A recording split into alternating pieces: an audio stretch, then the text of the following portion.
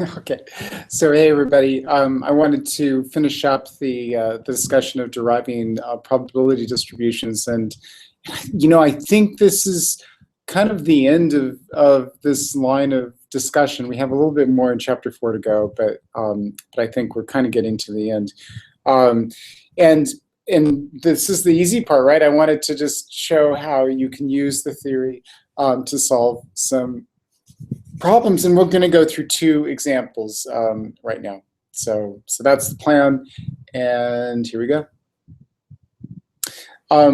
So just to remind you, the result that we're going to use in the next 2 examples really is this result here, which is that if we have a sum of statistically independent random variables, each of which are normal variates or Gaussian distributed, and so they're normally distributed with some corresponding mean and standard deviation, that it turns out that the random variable z, which is of course determined by the sum of those guys, is also normally distributed, where the mean and the standard deviation are going to be equal to, in the case of the mean, the sum over all of the means weighted by the appropriate coefficient ai.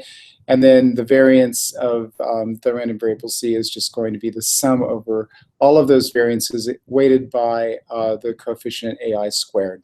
So we also had this result for the log normal distributions, but as I mentioned in my the end of the last video, in fact, you can essentially transform any of the log normal examples into a normal distribution example by log transforming the variables. Because remember, a log normally distributed random variable is equivalent to a normal distribution of the log transform variables. Okay, so example 4.9 in the textbook. Let's just kind of dive in here. The storm drain of a city is a normal variate with a mean capacity of 1.5 million gallons per day, or MGD, and a standard deviation of 0.3 MGD. That is, the drainage capacity is N 1.5, 0.3. The storm drain serves 2 independent drainage sources within the city that are also normally distributed as follows. Drainage source A is normally distributed with a mean of 0.7 and a standard deviation of 0.2 MGD, and drainage source B is normally distributed with a mean of 0.5 and a standard deviation of 0.15 MGD. Determine the probability that the storm drain capacity D will be exceeded during a storm. So basically what that means is that the volume of water coming from A and B is going to be greater than the volume of water that the drainage system can handle. And the reason that the volume of water that the drainage system can handle is a random variable instead of a fixed number, as you can imagine, it's going to depend on whether it's rained previously, right? It might still be water in the drainage system, in which case it won't have as much capacity as it would if it were entirely dry. So that's an example of where you might think that the drainage capacity was a fixed number, but actually it will vary in time and could totally be a stochastic or a random process. All right, so this is our probability statement. We can also rewrite that by bringing A and B over to the left-hand side of the inequality. So we have that, so we're really looking at the probability that D minus A minus B is less than 0. And we recognize this, and remember we were told that D, A, and B are normal variates. And so basically we've got essentially a sum, with some negatives, of normal variates, which itself has to be a normal variate. So let's go ahead and represent that new normal variate S as D minus A minus B. And so that means that when we ask for the probability that the drainage volume is going to be less than the volume coming from A and B, we're really asking what is the probability that new variable that we've created by sort of summing these 3, or taking D minus A minus B explicitly, what is the probability that S is less than 0? And you can see that because I'm just really substituting S for this set of random variables here. So that's what we need to compute. We need to compute the probability that that new random variable S is less than 0, given that we have this formula for S in terms of D, A, and B. And so it's a classic derived distribution problem, right? Because we've got a new random variable, which is based on a formula, and G then the formula G in this case is D minus A minus B of 3 independent random variables for which we know the distributions, and so we're supposed to derive a distribution for S and then compute some probabilities. So that's the idea. So let's think about S a little bit. We know from the theory that we presented in the last slide that it's going to be normally distributed because it's the sum over normally distributed variates. So it's normally distributed with a new mean mu S and sigma S. And furthermore, we know mu S is just going to be equal to the weighted sum over all of the means for D, A, and B.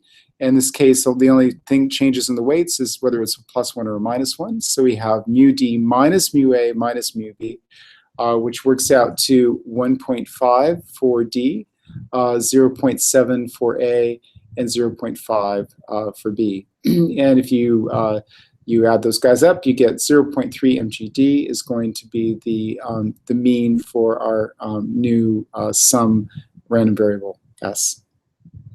The standard deviation for S can be taken as a square root of the weighted sums of the variances for D, A, and B. You notice that we have a plus here, not a minus. It's because if you look back at S, so we've got a minus here and a minus here, but let's just go back to the formula for sigma. Those coefficients are squared, so if the coefficient is just -1, it's going to square up to become a +1. So that's why we have essentially a +1 here and a +1 here.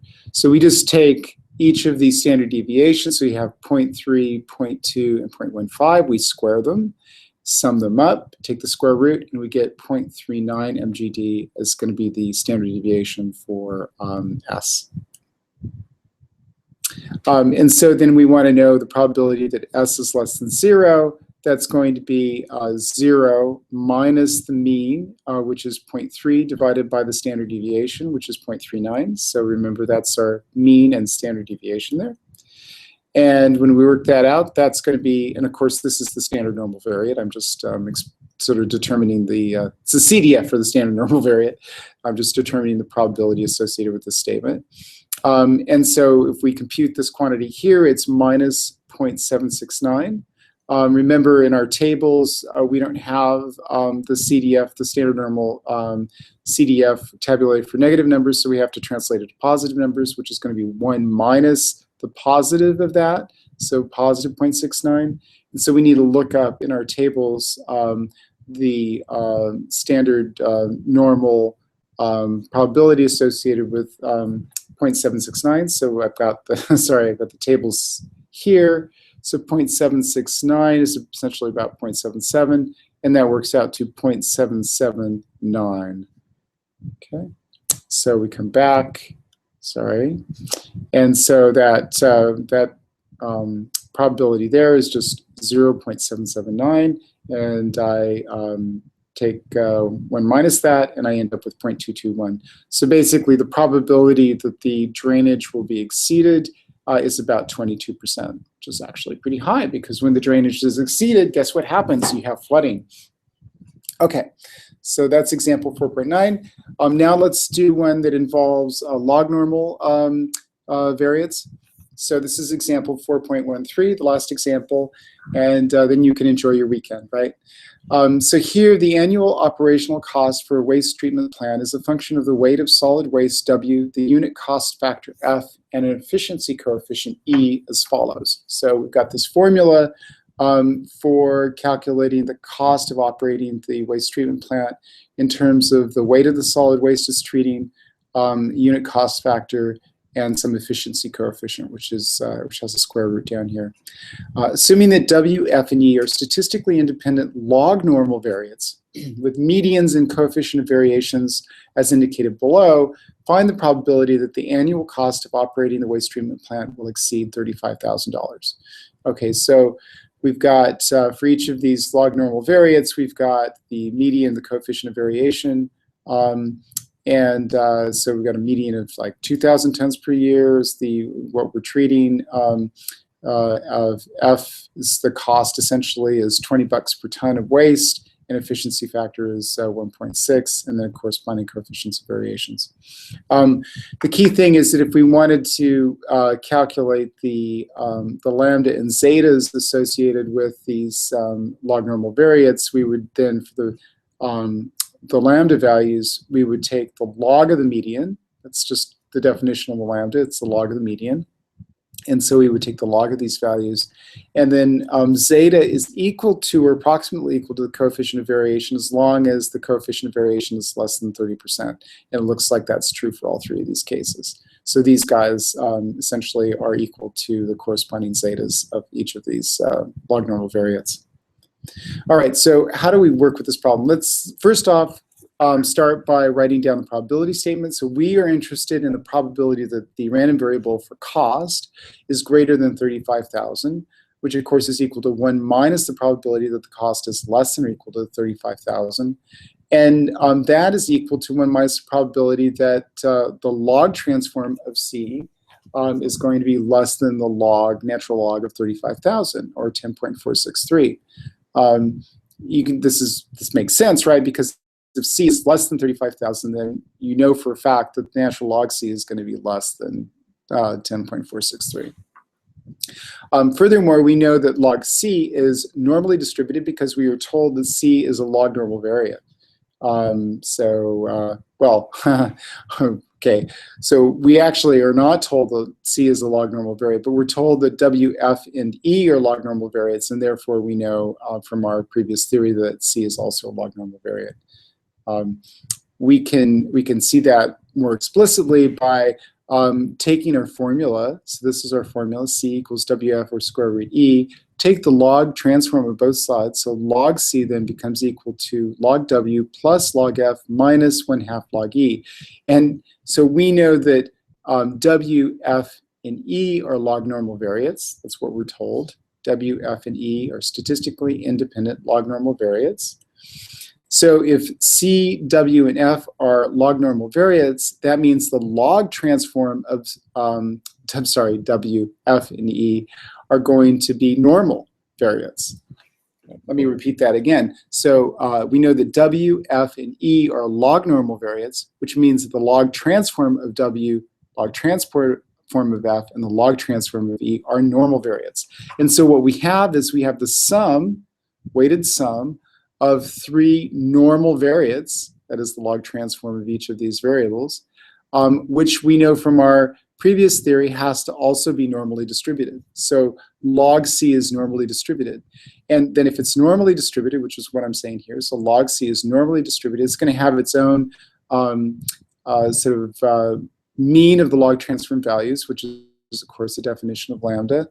And also, it's going to have its own standard deviation of the log transform values, which is, by definition, the zeta. So then our challenge is to calculate what lambda C and zeta C are, which would then allow us to calculate this probability.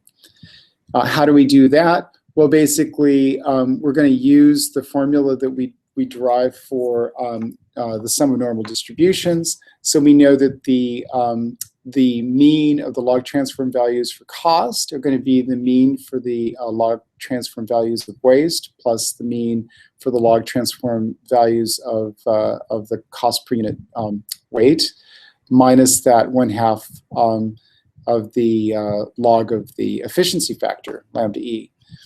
And so then all we have to do is kind of figure out what these corresponding values are.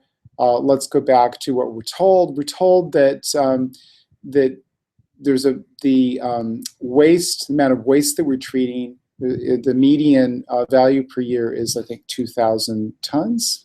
Yep. So the median value of W is 2,000 tons per year, which means that lambda W, which is going to be the log transform of the median, is going to be 7.6.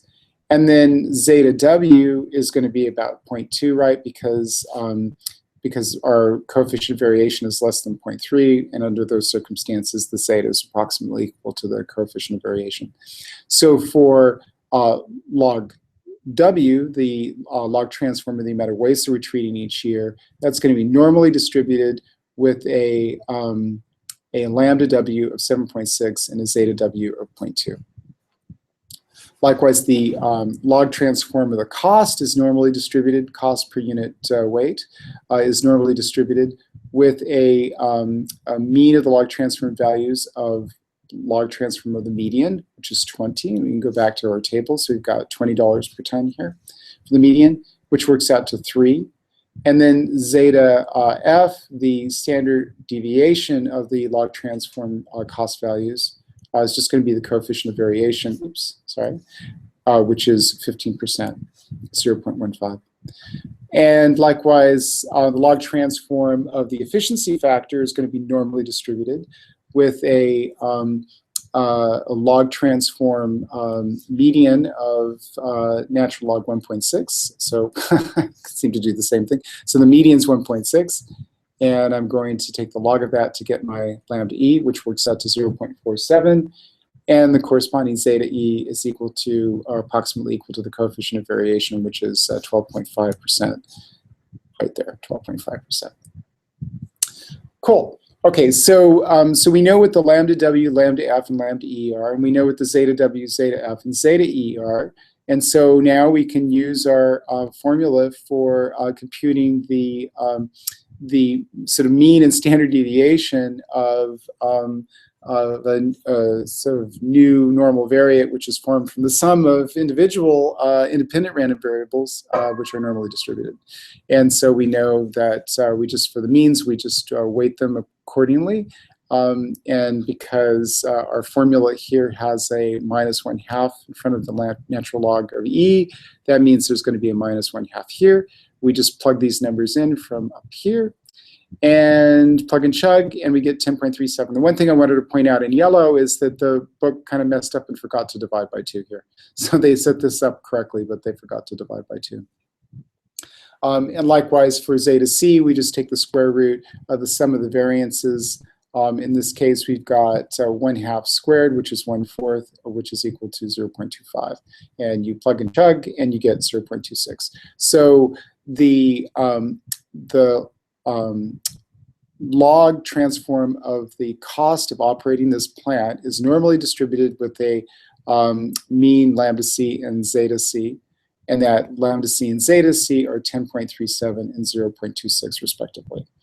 So we've done all the calculations we need. Now we can actually determine the answer. We were asked what was the probability that the cost would be greater than $35,000 to run the plant. That's going to be 1 minus the probability the cost is going to be less than $35,000, which is the same thing as 1 minus the probability of the natural log C, which we know is normally distributed, is less than or equal to 10.463. Furthermore, we know that natural log C now is normally distributed with these 2 parameters, lambda C 10.37 and zeta C 0.26. And so that means we can come back and apply the CDF for the standard normal. So it's going to be 1 minus the CDF for the standard normal of 10.463 minus the mean divided by the standard deviation, which is equal to 0.358. And so we know that we need to look this up. So if we go to our tables, 0.358. So 358 is like 0.36. So that's going to be about 0.641 or so. Oops. And so yeah, so I've substituted 0.641 for phi s of 0.358, and that works out to 0.36. So the probability that the cost of running the plant will exceed $35,000 in any given year is about 36%. So that's the end of this lecture. Whew, that was a lot of material, and hope you learned something. Okay, I'll talk to you later, and I hope you have a great weekend. See you later.